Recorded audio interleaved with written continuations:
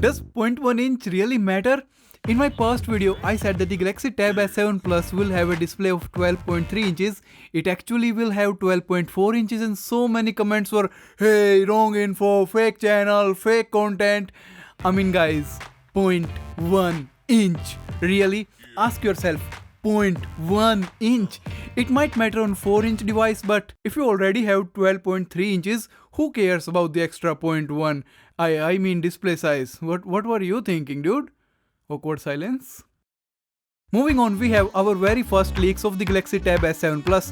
This is the Tab S7 from the front.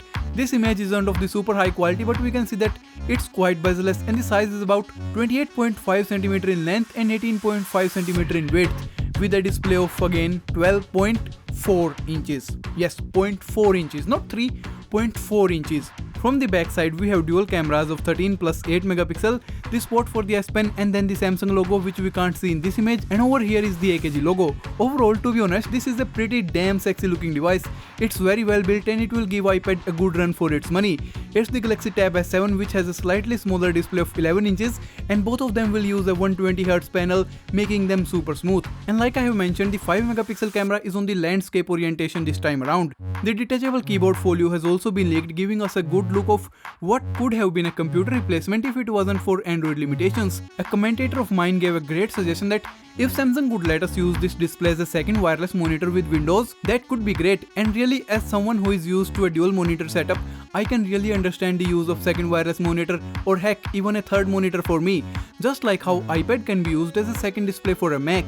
And Samsung should really look into this matter. They have a good outstanding relationship with Microsoft, and they have introduced some great features like link to Windows and the DeX mode, and I can think that they could do something better for the Tab S7 as a secondary reference monitor. This feature in its own alone could boost the sales of the Galaxy Tab S7 and will be especially popular with creators who mostly are on Windows. Like I said, this is a definite iPad killer in hardware, only if it does the same in software, because at its current stage, it's more or less an oversized Galaxy Note 20, whereas the iPad genuinely is somewhat of a laptop replacement.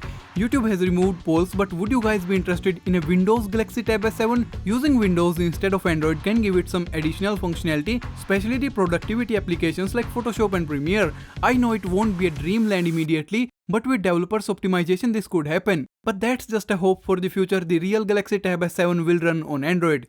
The Tab S7 series runs on Snapdragon 865 Plus with 608GB of RAM and 128 or 256GB of storage. In my past video, I was confused about what I want, Snapdragon 865 Plus or Exynos 992, but because the Exynos 992 is not happening, I'm glad that the Tab will have the 865 Plus and not the 990. Also, something I got wrong in my previous video was that both the Tab S7 and the S7 Plus will have dedicated fingerprint scanners.